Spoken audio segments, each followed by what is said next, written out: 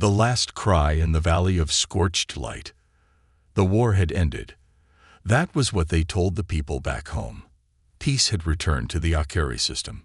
But Ryan Hale knew better. He had seen too many endings to believe in simple stories. Ryan was a human, once a medic in the 6th Fleet. He had helped soldiers, treated wounds, and watched too many friends die. After the final battle, most humans left Theros 4 behind.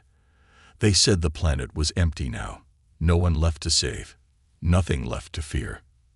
But Ryan stayed. He stayed because of a sound. It had come 3 days ago, just a small broken signal hidden in static. Not even a full message, just a feeling, a cry. It hadn't come from any human voice. It had come from something else. Something old, something in pain. And it felt like a mother crying for her child. The command said the Drakari were gone. The alien species had fought hard, but they were wild, dangerous, and too strong to leave alive. So the Alliance wiped them out, burned their forests, destroyed their mountains, even their eggs. Orbital fire turned everything to glass. But Ryan knew the truth. He had heard it, and he couldn't ignore it. Now, he stood at the edge of the valley known as Sector Null. The wind was dry and full of ash. His boots crunched on scorched stone. This place had been hit harder than anywhere else. The Alliance called it a clean sweep. Nothing could survive here. But something had. Ryan looked down into the valley. Deep shadows stretched across the rocks. The sky above was red and quiet. No birds, no wind, just silence. His scanner beeped softly. It was picking up movement. Slow, faint, just below the surface. Something was down there. He tightened his pack and started walking. The ground was cracked and sharp. Every step felt like walking on bones. Pieces of burned trees and broken metal stuck out of the dirt, old signs of battle. Ryan moved carefully, his eyes scanning the shadows. He didn't know what he was looking for, but he trusted his gut. Ryan had always trusted his gut. It had kept him alive. After an hour of walking, he reached a cliff at the edge of the valley floor. Below, a small cave was hidden behind fallen rocks, barely visible. His scanner beeped again. The signal was stronger here. He climbed down slowly, watching every step. The rocks shifted beneath him. Dust filled the air. Finally, he reached the cave. He listened. No sound, just the slow thump of his own heartbeat. He stepped inside. It was dark and cold. The air smelled of smoke and something else, something alive. Deeper in the cave, he saw shapes. At first, he thought they were just rocks, but then one of them moved. He froze. A large shape slowly lifted its head. Long horns curved back over its skull. Thick scales shimmered faintly in the low light. A pair of glowing eyes stared at him. Not angry, not afraid, just tired. A Drakari. Not dead, not gone. Alive. And next to her, something small moved under her wing. A child. No bigger than a dog. Its tail twitched, its eyes blinked. Ryan didn't move. He didn't breathe. His hand was near his sidearm, but he didn't draw it. He looked into her eyes. She was weak, hurt, covered in burns and scars. But still, she shielded her child. She made no sound, only watched him. Then she did something strange. She lowered her head, not in defeat, but in trust. A soft, tired breath escaped her. The child beneath her stirred but stayed close. Ryan stepped forward, slowly. He took off his pack and knelt down. He pulled out a water flask and held it up. His hand shook slightly, but he didn't pull back. The Drakari sniffed the air. Her eyes narrowed, not in anger, but confusion. Then she looked at her child, then back at him. And for the first time, Ryan felt something heavy in his chest. They had tried to kill them all, but they had failed. And now, this dragon, this alien mother, was looking at a human not as an enemy, but as her last hope. Ryan looked around the dark cave, then up at the sky outside. If Command found them, they would finish what they started. He couldn't let that happen. Not this time. The bond beneath broken stars. The cave was quiet, but Ryan Hale could feel the weight of what he had just done. Offering water to an alien creature. Not just any alien, but a Drakari, a species the Alliance had spent years fighting. Should have felt dangerous. Maybe even foolish. But in that moment, it hadn't felt like war. It had felt like something else. Something older than orders. Older than weapons. The kind of thing that didn't need words. The mother Drakari didn't drink right away. She looked at him with eyes that held too much pain and too much history. But there was no hate in her gaze. Just exhaustion. Behind her, the child stirred again, curling closer to her body. It was so small, barely more than skin, bone, and flickering warmth. Its scales hadn't yet hardened, and its wings were weak. Not ready for flight. Not ready for a world that had already tried to kill it. Ryan slowly placed the flask on the ground between them, then backed away and sat down near the cave wall. He kept his movements slow, careful. He didn't want to seem like a threat. He didn't even want to speak. He just wanted them to know he wasn't there to hurt them. For a long time, nothing happened. Dust drifted in the cold air. Outside, the wind howled softly through the valley. And then, with a quiet shift, the mother moved. She reached out with one claw, dragged the flask toward her, and sniffed it. The smell must have been strange to her, maybe even wrong. But after a few heartbeats, she dipped her mouth to the flask and drank. Ryan let out a slow breath. She didn't drink much, only enough to wet her throat. Then she pushed the flask gently toward her child. The small one blinked at it, unsure, but then copied its mother and drank too. A little sound escaped it, a kind of soft chirp. The sound was high and strange, but it made Ryan's chest tighten. It was the sound of something innocent, something that hadn't given up yet. He couldn't stay in the cave long. The air was cold, and the radiation levels in the valley were still dangerous. His body armor had filters, but it wouldn't last forever. And the supplies in his pack, they were running low. Still, he stayed a little longer, watching them, studying their movements, trying to understand. The mother didn't speak, not in the way humans spoke, but her eyes said enough. Every time Ryan shifted, her gaze followed, not with fear, but with caution. Like she had learned, over and over again, not to trust. And yet, here he was, not raising a weapon, not calling in a drum strike, just sitting. As the hours passed, the child grew more curious. It crept toward Ryan, its tiny claws clicking on the stone floor. Ryan didn't move. He let it come closer, inch by inch, until it stopped right in front of him. Its eyes were bright, too bright for something so small.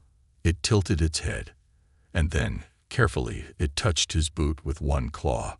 Behind it, the mother made a low sound, a warning, maybe. But Ryan didn't move. He just smiled a little, though he wasn't sure why. The child chirped again, then turned and ran back to its mother. She wrapped a wing around it, holding it close. The moment was over, but Ryan knew it had meant something. It was a beginning. Later that night, Ryan left the cave and climbed back up to the ridge. He needed to find food, shelter, maybe a safer place to bring them. But more than that, he needed to think. Everything he had been told about the Drakari was being rewritten in real time. They weren't monsters. They weren't killers without reason. They were people. Different, yes, but not soulless, not evil. He looked up at the stars. They were the same stars that had hung over every battlefield he had ever been on. But now they felt different, colder, more distant, like they were watching. Back at base, the Alliance would already be sweeping the area again. Maybe not today, maybe not tomorrow, but soon. And if they found the cave, they wouldn't hesitate. They would finish the job, erase the last of the Drakari. No questions, no mercy. Ryan couldn't let that happen. He knew what it meant, to go against command, to break his silence and disappear. But he also knew what he had seen in that cave. A mother, too tired to run. A child, too young to fight. And both of them holding on to life by the thinnest thread. He had saved human lives once. Now, he would save theirs. Even if it meant becoming a ghost in a world that no longer believed in heroes. The silence between enemies. Ryan moved like a shadow across the rocks, careful not to leave tracks. The valley behind him was still, too still. The kind of quiet that made animals hide and soldiers look over their shoulders. He had learned to listen to that kind of silence during the war. It always meant something was watching. And now something probably was. He had spent the night hidden near the cave, too afraid to sleep, too stubborn to leave. The mother Drakari and her child had not made a sound after he left them. He didn't expect them to. Trust didn't come quickly, especially not in war, especially not after everything humans had done to them. But still, she had drunk his water. The child had touched his boot. That was something. Now, Ryan searched for supplies. He had a map in his head. The old battlefield layouts burned into his memory. There had been a medical outpost about 5 clicks east, near the edge of the scar fields. Most of it would be destroyed by now, but maybe the underground cache had survived. Maybe, if he was lucky, there were rations and gear left behind. Not for him. He could manage on his own. It was for them. For the mother and the child. The terrain was rough. Twisted metal, scorched trees, and burned bones marked the land. The sky stayed the same sick red it had been since the orbital strikes. Theros 4 wasn't healing. It was just waiting to be forgotten. The Alliance didn't want to rebuild here. They wanted to bury the past and call it peace. Ryan kept moving. He reached the outpost just after midday, or what passed for midday on a world with a shattered atmosphere. Most of the building was gone, collapsed under its own weight. Melted beams jutted out like broken ribs. He circled carefully until he found the old hatch, half buried under debris, rusted shut, but still intact. He pried it open with his knife and slipped inside. The air was stale but breathable. The lights were long dead. His visor adjusted quickly, turning shadows into dull gray shades. Most of the storage crates were empty, stripped by scavengers or destroyed by heat. But near the back, under a pile of collapsed shelves, he found a small medpack, 3 sealed water pods, and 2 high-calorie food bricks. It wasn't much, but it was enough to help them through a few more days. He sat for a moment, breathing slowly.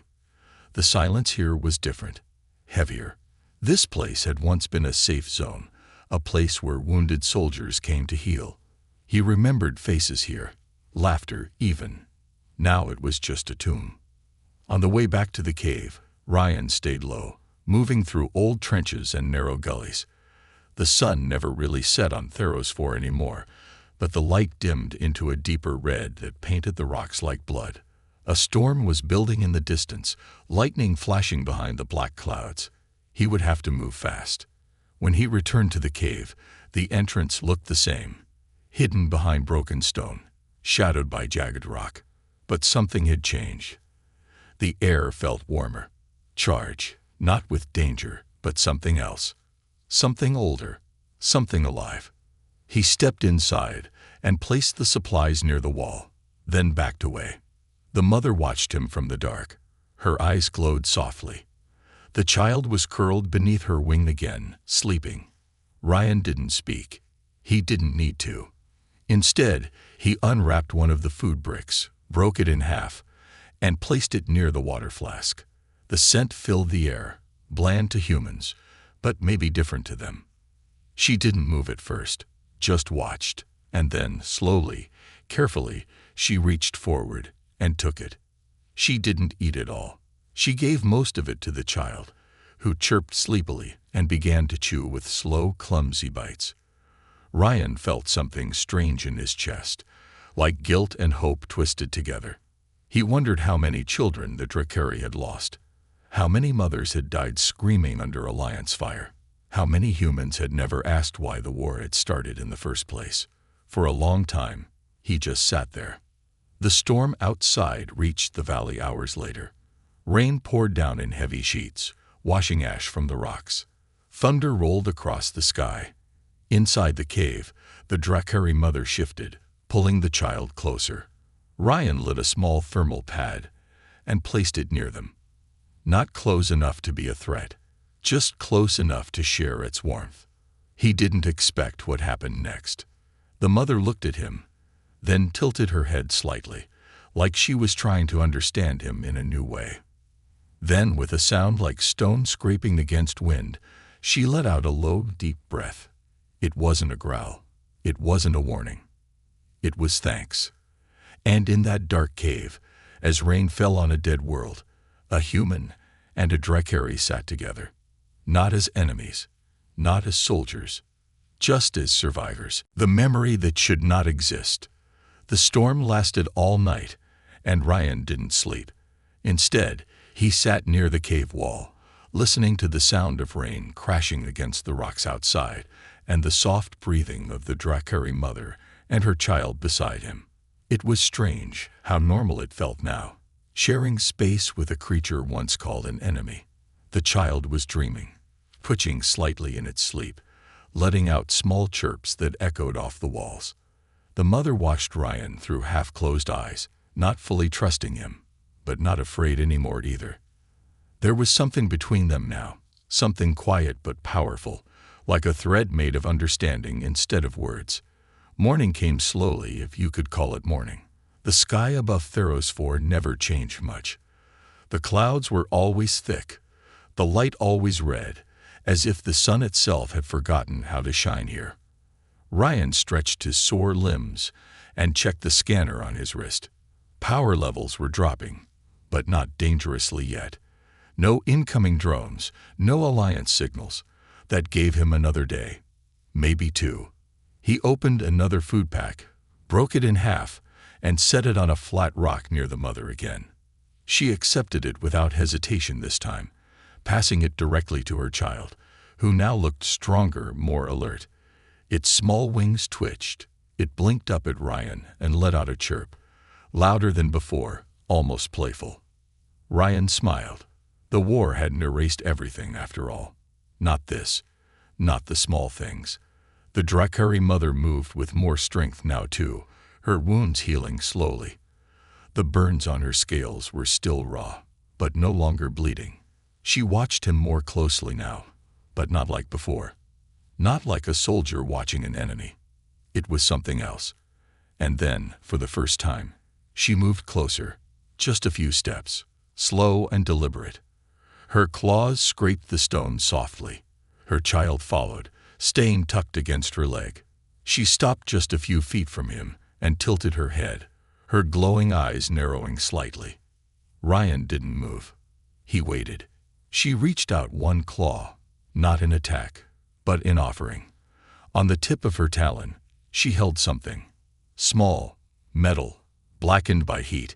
She set it down between them. A memory core. Alliance tech. Old, but still intact. Ryan leaned forward slowly, picked it up, and turned it over in his hands. It had no markings, no signal. But he knew what it was. These cores were used in combat drones and recon bots. Things meant to gather data, record footage, log mission reports. But this one was damaged. Burned. It shouldn't have survived. He looked at the Dracari, confused, but she only blinked at him and sat back. She had given it to him on purpose. There was something she wanted him to see. Back near the cave entrance, Ryan connected the core to a handheld reader. At first, nothing happened. Then, with a flicker, a single video log appeared, time-stamped from early in the war, before the final attack. Before the Alliance declared the Dracari a threat to galactic peace. He hit play. The video was grainy and dark, but clear enough. It showed a field, green, full of tall grass and strange flowers, somewhere deep in the Dracari lands, untouched by war. Human soldiers walked through it, scanning, mapping, silent and alert. Then the camera panned upward and stopped. There in the trees were nests. Not military, not weapons, just nests. And in them, eggs. Dozens, maybe hundreds, glowing faintly, resting peacefully. The footage zoomed in. Each egg held a growing form, small and curled, warm and alive. The voice on the log whispered something about confirming the presence of a nursery. That command would be pleased. That this was the final target. Ryan felt his stomach twist. The footage kept going. Moments later, fire fell from the sky. Not from Drakari weapons, from orbit. Alliance ships. No warning. No fight. Just fire. The soldiers didn't run. They had known. They were there to mark the site, not to protect it. The video ended with silence, the screen turning black. Ryan stared at it for a long time. He had seen horrible things during the war, but this felt different. This wasn't a battle. It was a culling. No wonder she had survived alone.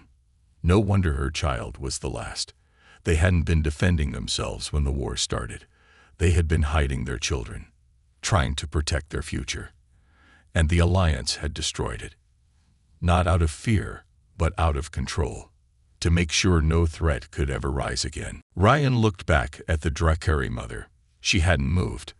Her eyes were still on him, steady and quiet. She had shown him the truth, not with words, not with anger. Just a piece of evidence, buried in time, waiting for someone to care. And now he did. More than he thought possible. Everything he believed about the war, about who was right and who was wrong, cracked and fell apart in his mind. The Drakari weren't monsters. They were survivors. The Alliance wasn't just the victors. They were executioners.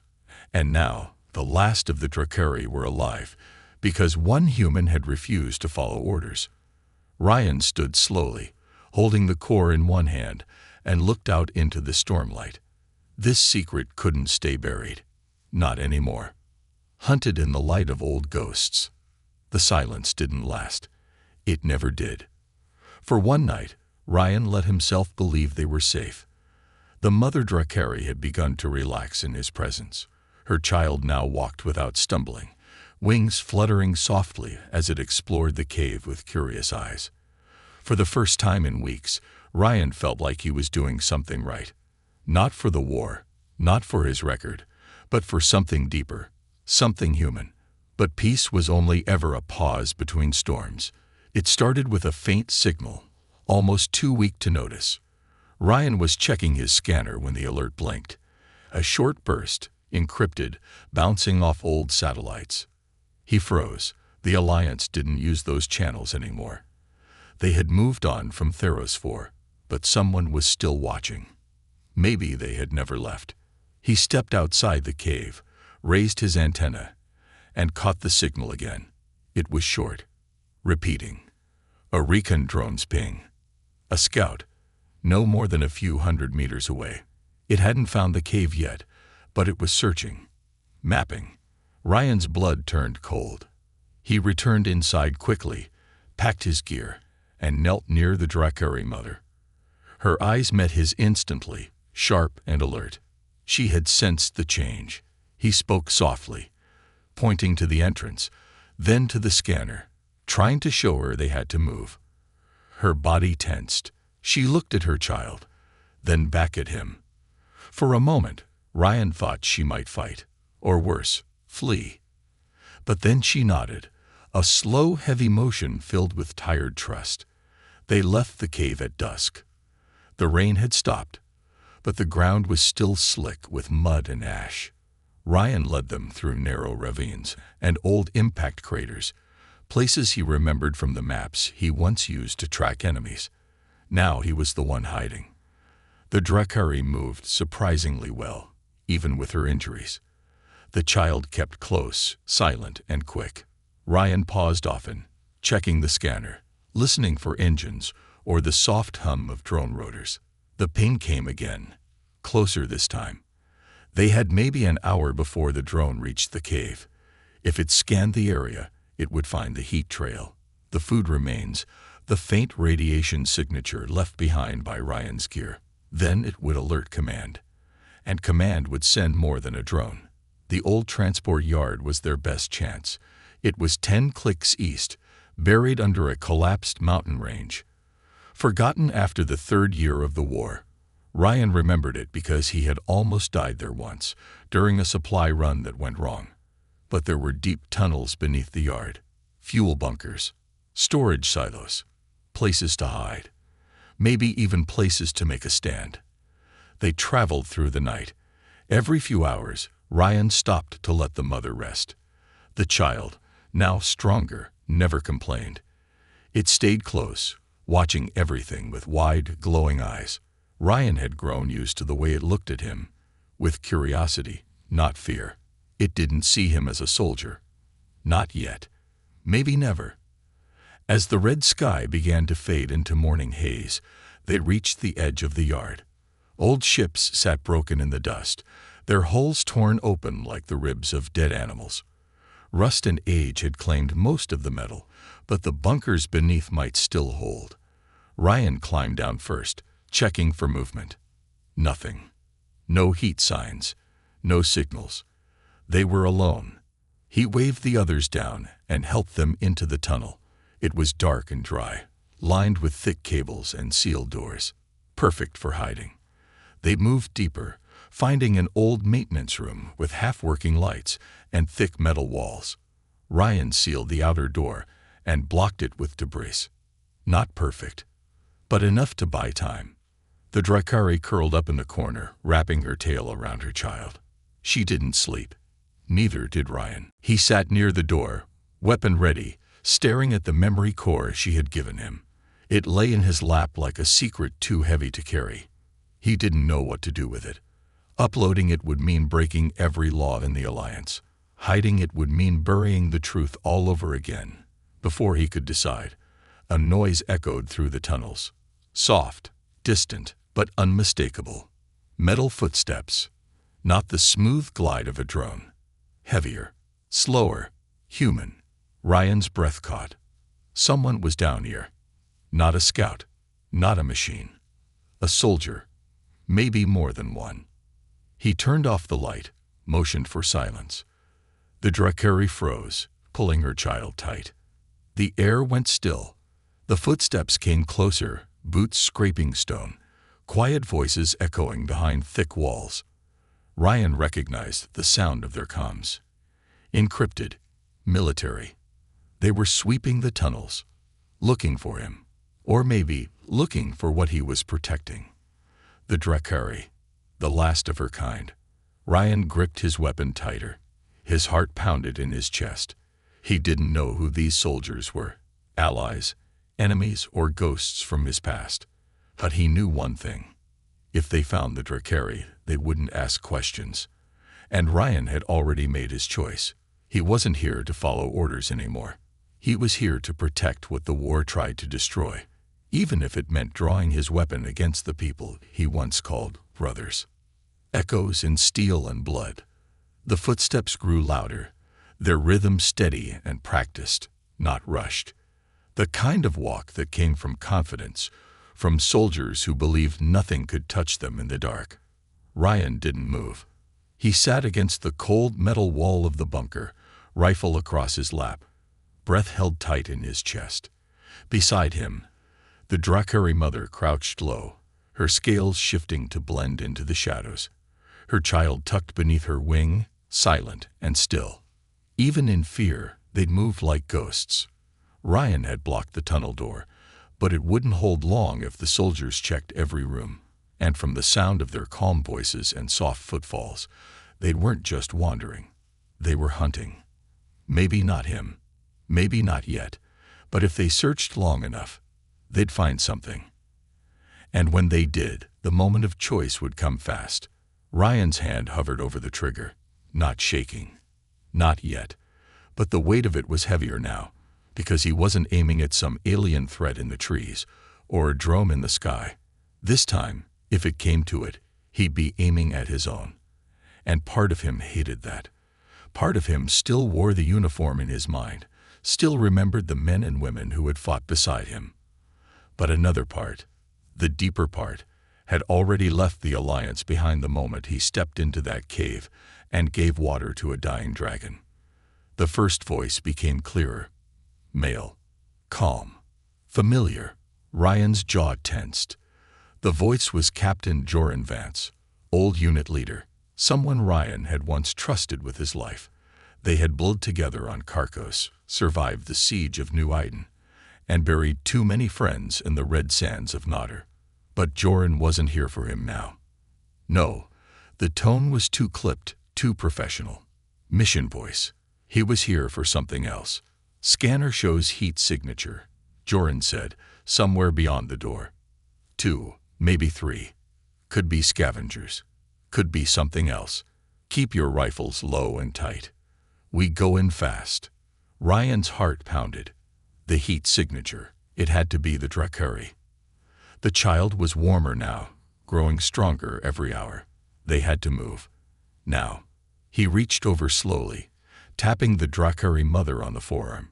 She looked at him instantly. He pointed to the far wall, a vent shaft just wide enough for her and the child. She hesitated. Her eyes narrowed, full of questions he couldn't answer. But she didn't fight. She understood. Mothers always understood when danger came knocking. She shifted silently, lifting her child and nudging it toward the shaft. Ryan helped pull the panel aside, then turned back to the door. The footsteps were almost outside now, weapons clicking. Safety's off. He handed the mother his flashlight and pointed her toward the back route that led deeper underground. A maintenance tunnel. It wasn't on the standard maps. He remembered it because he'd crawled through it once, years ago, bleeding from a shrapnel wound. It would take them far from the entrance, maybe even toward the ridge caves near the river basin. Safer ground, if they moved fast. She hesitated for just a second more, then gave a soft rumble, low and grateful, and vanished into the shaft, her child clinging to her back.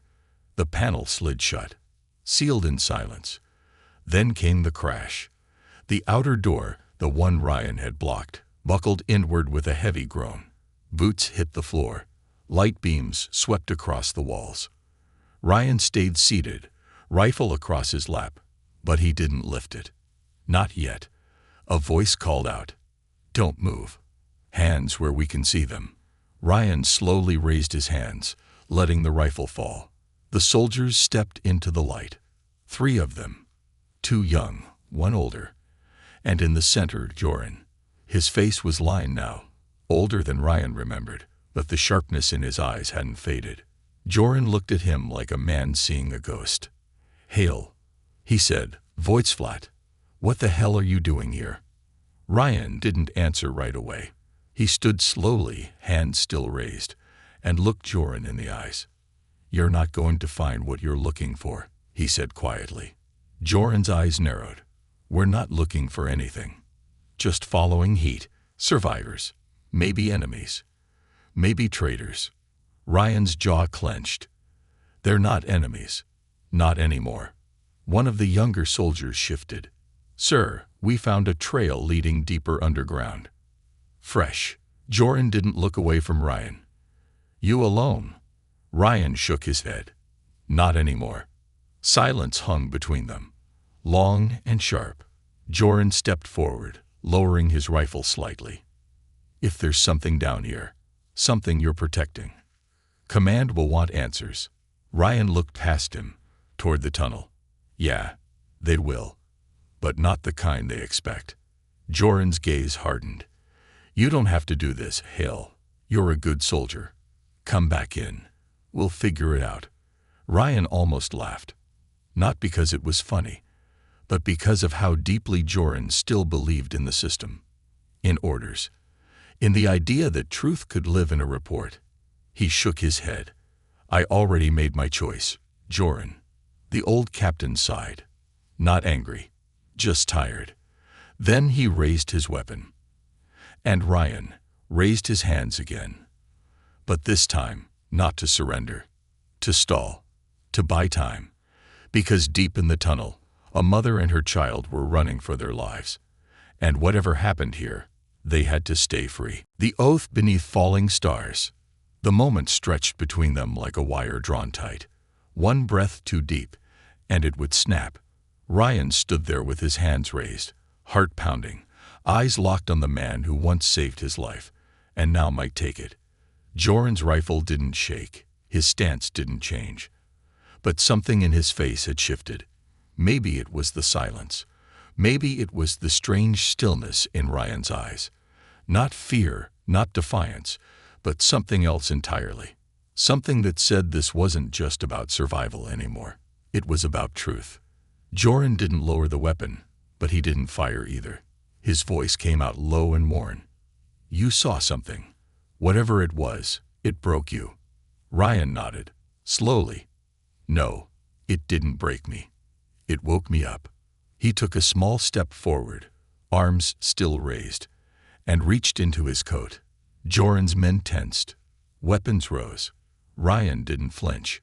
From his pocket, he pulled the blackened memory core and held it out in the open. "This was buried in a cave, given to me by someone we were told no longer existed." Joran frowned. He didn't take it, just stared at it, as if afraid of what it might show. "It's proof," Ryan said.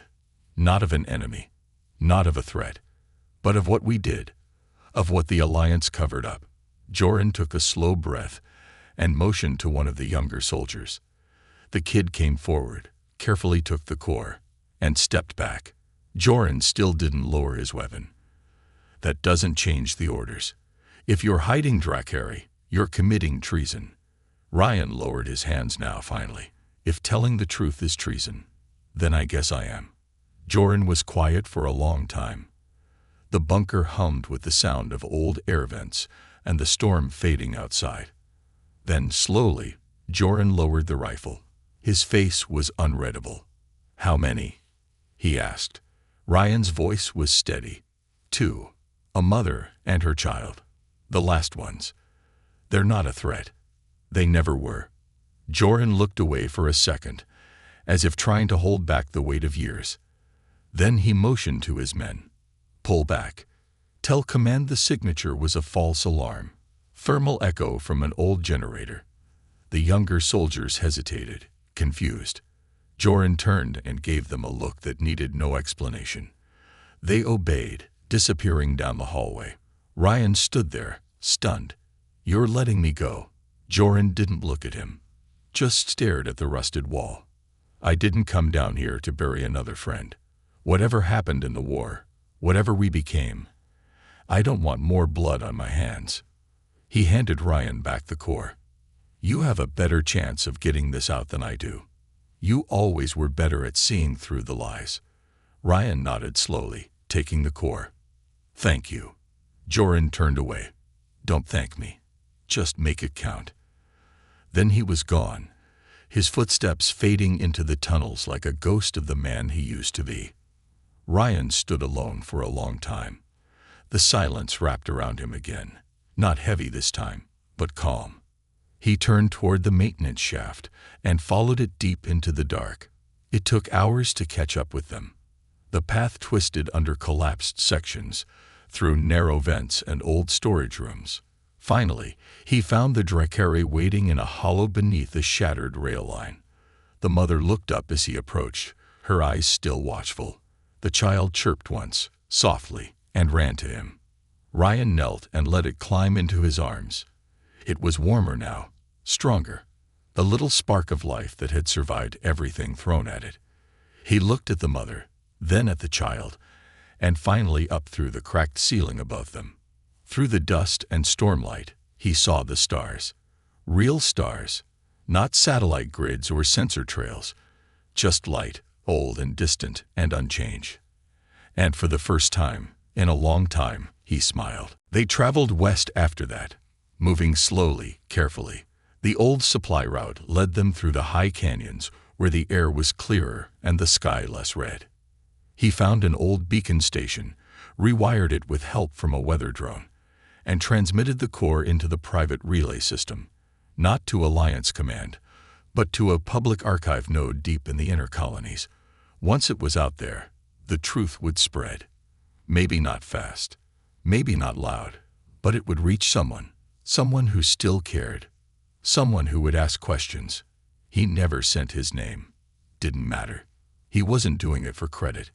He was doing it for the eggs that never hatched, for the mothers that never got to protect them, for the child beside him who still looked at the world with wonder instead of fear. Weeks passed. Seasons shifted in strange, alien ways. The mother healed slowly. The child grew faster, and Ryan stayed with them, not as a soldier, not as a protector, but as family. He built a small shelter beneath a cliffside where the wind sang like whispers from the stars. He taught the child to speak his language, and in return, it taught him theirs, not with words, but with sound, with light, with feeling. And one day, long after the last drone had stopped scanning this part of the world, the mother raised her head, looked out at the horizon, and let out a deep, rumbling sound. Not a cry, not a warning, but a song. Old, ancient, full of sorrow, but also hope. Ryan didn't know the words, but he knew what it meant. It meant they had survived. It meant they would keep surviving. Together,